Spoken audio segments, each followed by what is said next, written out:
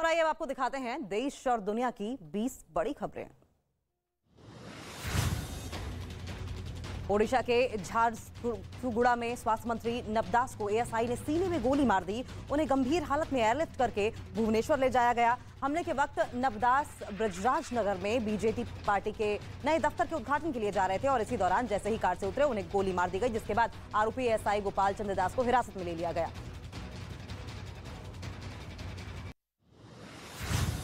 श्रीनगर के राजबाग इलाके में बनी ऑल पार्टी हुर्रियत कॉन्फ्रेंस की बिल्डिंग को सीज कर दिया गया है। कोर्ट के आदेश के बाद एनआईए की टीम हुर्रियत के दफ्तर को कुर्क करने पहुंची और इस दौरान हुर्रियत के दफ्तर के बाहर सुरक्षा के पुख्ता इंतजाम भी किए गए थे। एनआईए के अधिकारी ने बताया कि कोर्ट के आदेश के मुताबिक कार्रवाई की गई है। दरअसल दिल्ली की एक स्पेशल कोर्ट ने एनआईए की याचिका पर हुर्रियत के दफ्तर को कुर्क करने के आदेश जारी किए थे।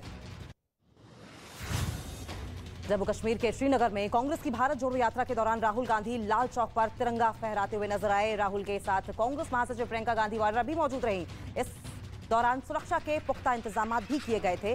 राहुल गांधी के तिरंगा फहराने पर जम्मू कश्मीर में बीजेपी अध्यक्ष रविंद्र रैना ने राहुल गांधी पर निशाना साधा और कहा कि राहुल गांधी का लाल चौक पर तिरंगा फहराना कश्मीर के हालात में बदलावों को दिखाता है। प्रधानमंत्री मोदी ने साल 2023 के पहले मन की बात कार्यक्रम के जरिए देशवासियों को संबोधित किया और इस दौरान प्रधानमंत्री नरेंद्र मोदी ने कहा कि लोकतंत्र हमारी संस्कृति और रगों में है। सदियों से यह हमारे कामकाज का भी एक अभिन्न हिस्सा रहा है और स्वभाव से भारत को मदर ऑफ डेमोक्रेसी बताया। कार्यक्रम में प्रधानमंत्री नरेंद्र मोदी ने कर्तव्य पथ पर आयोजित गणतंत्र दिवस समारोह के अनेक पहलुओं का भी जिक्र किया। राष्ट्रपति भवन के मुगल गार्डन का नाम बदलकर अमृत उद्यान हो गया है। राष्ट्रपति द्रौपदी मुर्मू ने अमृत उद्यान की आधिकारिक शुरुआत कर दी है। अब यह उद्यान 31 जनवरी से आम लोगों के लिए खोल दिया जाएगा। इस बार करीब 2 महीने के लिए अमृत उद्यान लोगों के लिए खोला जाएगा। वहीं बीजेपी इस फैसले का स्वागत कर रही है, लेकिन विपक्ष जमकर सवाल उठा रहा है। मुंबई के शिवाजी पार्क से हिंदू संगठनों ने बड़ा पैदल मोर्चा निकाला, जिसमें बीजेपी के कई विधायक भी शामिल हुए। भारी संख्या में हिंदू संगठनों के कार्यकर्ता पोस्टर्स और बैनर लिए हुए हाथ में नजर आए। मार्च के दौरान हिंदू समाज भारत के कल्याण के लिए आओ का नारा लगा। भारी पुलिस की सुरक्षा में ये मार्च निकाला गया। साथ ही भीड़भाड़ वाले इलाके में ट्रैफिक पुलिस को भी तैनात किया गया था। पंजाब के अमृतसर में किसान मजदूर संघर्ष कमेटी ने रेल रोको प्रदर्शन किया और इस दौरान प्रदर्शनकारी रेलवे ट्रैक पर धरना प्रदर्शन करते हुए नजर आए और ट्रैक पर बैठ गए और राज्य सरकार के खिलाफ जमकर नारेबाजी की। करीब 3 घंटे तक किसानों का धरना जारी रहा। धरने पर बैठे किसानों ने सरकार पर वादे पूरे नहीं करने का आरोप लगाते हुए जमकर नारेबाजी की। कई घंटों तक ये धरना प्रदर्शन चलता रहा।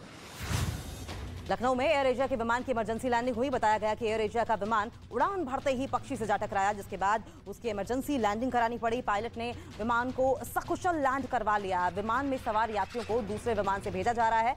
यात्री लखनऊ से कोलकाता जा रहे हैं। किसी के भी हताहत होने की अभी तक कोई खबर नहीं है। सभी सुरक्षित हैं। गुजरात में पंचायत जूनियर क्लर्क का पेपर लीक होने की वजह से परीक्षा रद्द कर दी गई है। इस मामले में गुजरात एटीएस ने 15 आरोपियों को गिरफ्तार कर लिया है। बताया गया कि वडोदरा में पुलिस को एक लड़के के पास से पर्चे की कॉपी मिली है, जिसके बाद परीक्षाएं रद्द कर दी गई। पुलिस के मुताबिक पर्चा लीक मामले में तार ओडिशा और बिहार से जुड़े हैं। परीक्षा के लिए 9,50,000 से अधिक छात्रों ने पंजीकरण भी करवाया था। वहीं उत्तर प्रदेश की राजधानी लखनऊ से दिल दहला देने वाला सीसीटीवी वीडियो सामने आया है, जहां गोमती नगर में कुछ बदमाश घर में घुसकर मां और बेटे पर तेजाब फेंकते हुए नजर आए, जिसमें दोनों गंभीर रूप से घायल हो गए, जिन्हें इलाज के लिए अस्पताल में भर्ती करा दिया गया है। पूरी वारदात वहां लगे सीसीटीवी कैमरे में रिकॉर्ड हो गई है। वीडियो में 2 लोग हाथ में बोतल लिए नजर आ रहे हैं। पुलिस केस दर्ज करके आरोपियों की तलाश में जुट गई है।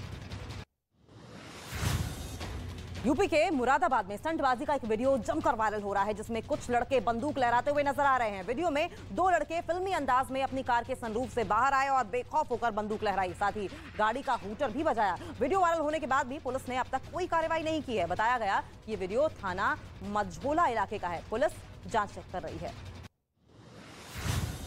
यूपी के इटावा में आगरा लखनऊ एक्सप्रेसवे पर एक ट्रक में आग लग गई। दवाइयों से भरा ट्रक गुवाहाटी से जयपुर जा रहा था, तभी इसमें अचानक आग लग गई। आनन फानन में दमकल विभाग को आग लगने की जानकारी दी गई, लेकिन जब तक दमकल कर्मी मौके पर पहुंचते तब तक ट्रक जलकर राख हो चुका था। वहीं इस दौरान एक्सप्रेसवे पर 4 किलोमीटर तक लंबा जाम लग गया और काफी देर तक एक्सप्रेसवे पर गाड़ियां खड़ी ही रहीं। बिहार के मोतिहारी में गन्ने से भरा एक ट्रक पलट गया। ओवरलोड होने की वजह से ट्रक का संतुलन बिगड़ा और ओवरब्रिज से ट्रक नीचे जा गिरा, जिसके बाद ट्रक ड्राइवर ने किसी तरह से अपनी जान बमुश्किल बचाई, जबकि आसपास भीड़ इकट्ठा हो गई। बताया गया कि ट्रक चीनी मिल जा रहा था, तभी ये भीषण हादसा हो गया। हालांकि इस घटना में किसी तरह के कोई भी नुकसान की जानकारी अभी तक नहीं आ रही है। हरियाणा के गुरुग्राम के नाइट क्लब में पुलिस ने छापेमारी की और नशे की बड़ी खेप बरामद की है, जिसकी कीमत लाखों रुपए में बताई जा रही है। और इस दौरान ड्रग्स लेने के आरोप में करीब 300 लोगों के खिलाफ केस दर्ज किया गया है और उसके साथ ही लोगों के ब्लड सैंपल लिए गए हैं और जांच के लिए भेज भी दिए गए हैं। इस मामले में नाइट क्लब के मालिक और मैनेजर के खिलाफ शिकायत दर्ज की गई है। पुलिस जांच कर रही है। बिहार के गया में पुलिस ने नक्सलियों के बड़े साजिश का पर्दाफाश किया है। एसएसपी के मुताबिक नक्सलियों ने बड़े पैमाने पर बारूदी सुरंग बिछाकर साजिश रची थी। बताया गया कि नक्सलियों के खिलाफ पुलिस और सीआरपीएफ का ज्वाइंट ऑपरेशन चला, जिसमें छापेमारी के दौरान पर्दाफाश हुआ है। पहाड़ी इलाके में छापेमारी के दौरान पुलिस ने नक्सलियों से भारी मात्रा में हथियार, विस्फोटक और जिंदा कारतूस भी बरामद किए हैं। राजस्थान के बांसवाड़ा में एक पालतू कुत्ते ने 3 साल की बच्ची पर हमला कर दिया। पालतू कुत्ते ने बच्ची को बुरी तरह से काटा है, जिससे कि वो बुरी तरीके से जख्मी भी हो गई है। फिलहाल बच्ची का अस्पताल में इलाज चल रहा है। वहीं घायल बच्ची के पिता ने इस मामले में कुत्ते के मालिक के खिलाफ थाने में शिकायत दर्ज करवाई है और न्याय की गुहार लगाई है। ठंड के बीच दिल्ली के कई इलाकों में बारिश हुई। सुबह से ही आसमान में बादल छाए हुए थे। दिल्ली के साथ एनसीआर में भी तेज हवा के साथ बारिश हुई। मौसम विभाग ने बारिश का येलो अलर्ट जारी कर दिया गया है।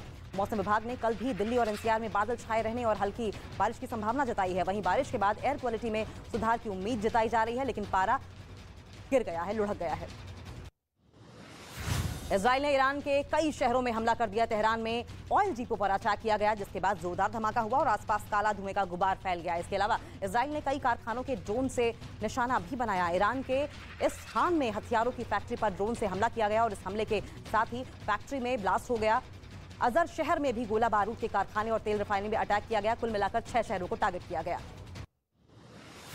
अमेरिका के कैलिफोर्निया में एक बार फिर भीषण गोलीबारी हुई है, जिसमें 3 लोगों की मौत हो गई, जबकि 4 लोग बुरी तरह से जख्मी बताए जा रहे हैं। देर रात हुई गोलीबारी में वहां लोग खौफ में आ गए, क्योंकि एक हफ्ते में ऐसा चौथी बार है जब वहां गोलीबारी की घटना सामने आई है। पुलिस के मुताबिक हमलावर ने पहले एक कार में बैठे 3 लोगों पर गोलियां चलाई और फिर एक घर के बाहर खड़े होकर 4 लोगों पर फायरिंग कर दी। तब से ही गन कल्चर पर सवाल उठने शुरू हो गए हैं। अफगानिस्तान में कड़ाके की ठंड कहर बरपा रही है। यहाँ कई हिस्सों में पारा -28 तक पहुंच गया है, जिससे लोगों को काफी दिक्कतों का सामना करना पड़ रहा है। बर्फीले तूफान की वजह से हालात नाजुक हो गए हैं। बताया गया है कि ठंड की वजह से 166 लोगों की मौत हो चुकी है। यह दावा किया जा रहा है अफगानिस्तान में पिछले 15 सालों में इतनी भीषण ठंड कभी नहीं पड़ी थी।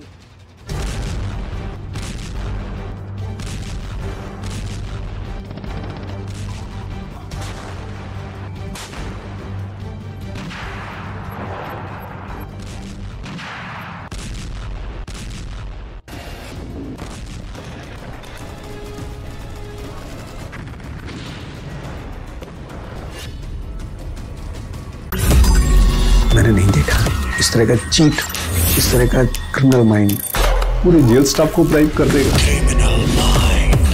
मैं सोच भी नहीं सकता था। गवर्नमेंट फंक्शनरी को इम्पर्सनेट करता था, आवाजें बदलता था।